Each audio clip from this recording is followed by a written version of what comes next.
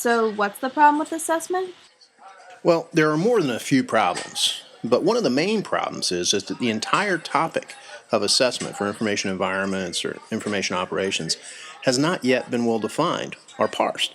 And this leads to a whole lot of confusion and crosstalk and ultimately results in a sort of uncoordinated advancement of the field. Um, I still don't get it. What do you mean? Well, give me a napkin. I'll try to explain. You see, even within the bounds of information operations or the exploration of the information environment, the term assessment can mean many different things. Although they're not related, an assessment than an intelligent analyst working on a nodal analysis product it's going to be very different than an assessment product that an ops research guy is working on. And that product, it'd be very different than someone working in a programmatic capacity working on, say, an end-of-year budget analysis assessment.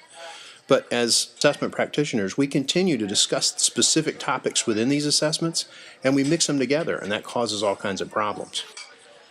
So, how can you fix that? Well, a good first step would be to properly define the term assessment and then formally parse that subject into its various types and phases. While this definition may not be perfect, I think a good start may be something like this. Assessment is the systematic collection, measurement, and analysis of data and the subsequent estimation of the efficiency, the quality, or the value of some system or thing. Now, I think this definition is broad enough to account for all the various types and phases of assessment, and it also covers the notion that assessment should be systematic. It should cover data collection as well as measurement or coding of the data and analysis of the data.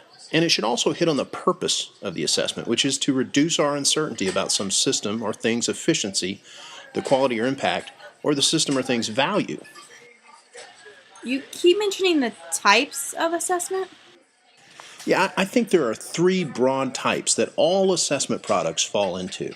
The three types are based on what it is they're trying to measure: efficiency, impact, or value. An efficiency type of assessment measures just that, a system's efficiency. It investigates the internal workings of a system. It looks at the amount of variation in processes, errors, the level of proficiency. Now, a military example would be the Defense Readiness Reporting System, which looks at a military organization's personnel, its training, or performance tied to a specific critical task or area. It's really an internal look. And an example from the business world is the ubiquitous Lean Six Sigma, which is a similar function aimed at reducing variation in business organization processes. Where the efficiency assessment looks at the internal workings of a system, the impact assessment looks at the external impact a system is making. Now, every organization or system has a function, a mission, or a goal, and the impact assessment's purpose is to reduce our uncertainty about the actual impact the system is having toward this goal. And this is where we spend most of our time. An example of this would be the effects assessments you see, or the campaign assessments that use these stoplight charts. Finally, we have the value assessments, which sort of tie both of the other two together. It's an end-to-end assessment that's chiefly concerned with the monetary aspect of what we're spending on our own system and the assessed value of the impact we're having toward the system's goal. You see, this is often very difficult, but we see this type of activity in things like programmatic efforts. It's budget cycles. The Congressional Budget Office has to know which programs are fruiting the best results, for instance. So, those are the three types. Got it. What do you mean about the phases of assessment? Right, phases. Well, while there are three basic types of assessment, I think that each one of these types has a series of linear phases that each must go through in order to complete a full formal assessment. That's the diagnostic phase, the predictive phase, the formative phase, and the summative phase. The diagnostic phase requires analysts to do a full exploratory analysis on the system under measurement. And this is really the work of analysis. It looks at how nodes within the system interact. It uncovers what problems or risks may exist within the system or thing. A Joint Intelligence Preparation of the Information Environment, or JIPO, it's an example of this kind of phase. It answers questions like, hey, what's going on right now? What is it? What's our baseline right now? It answers questions like, what's the problem or what's the risk in the system? After the diagnostic phase is done and we understand the system, then we can begin to decide what, if anything, we should do. And this requires a forecasting or predictive phase. And during this phase, we're looking into our crystal ball and trying to figure out what will happen if we act on the system in particular ways. Examples of products in this phase would be things like the course of action development or weaponeering and kinetic targeting cycles. This phase answers questions like, what should we do? It sets our expectations and informs our overall course of actions or line of operations that we undertake. Once we have begun to execute our actions, we need assessment to tell us how it's going. For this phase, we need a formative assessment. A formative assessment is simply monitoring. It's a bit like a GPS device on a car trip. It gives us timely feedback on how much closer or further away we're getting to our objective or goal. The BDA reports or monthly campaign assessment updates are examples of this phase of assessment. It covers questions like, how's it going? How can we improve right now?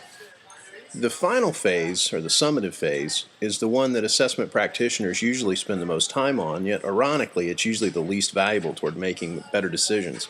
A summative assessment is a bit like a report card. It's an evaluation. The summative phase tells us how things went after an operation or a longer period of time. You see the summative assessment phase in hot washes or the after-action reports or in the annual campaign assessment updates. These get briefed at the highest levels and tell us how something went. They answer questions about how, or if, we've attained our goals and what we should do the next time or the next year. Got it. 3 types, 4 phases. Yes, but first we need to get that good formal working definition, one that speaks to assessment as a repeatable, formal, or systematic process and accounts for the tasks of data collection, measurement, or coding, and the analysis of data. And it must also speak to the purpose of the assessment, that is, reducing our uncertainty about the system's efficiency, quality, or impact, or value. And then we need to parse the whole field of assessment into its constituent types. Efficiency assessments, which look at internal processes and variability, impact assessments, which explore the influence on a goal or objective, and the value assessments, which look at the return on investment of resources spent versus the monetary value of our progression toward a mission or goal. And then finally, we need to understand that each type of assessment has 4 distinct phases. The first, the diagnostic phase, is exploratory in nature and analyzes the nature of the system under investigation. Helps us get our head around the issues. The predictive phase attempts to look at the future and informs us on what we should do or how we should act. The formative phase monitors the ongoing operation, and the summative phase wraps it all up and evaluates how well an operation went. But in order to do a good summative assessment, you should have been monitoring the operation all along.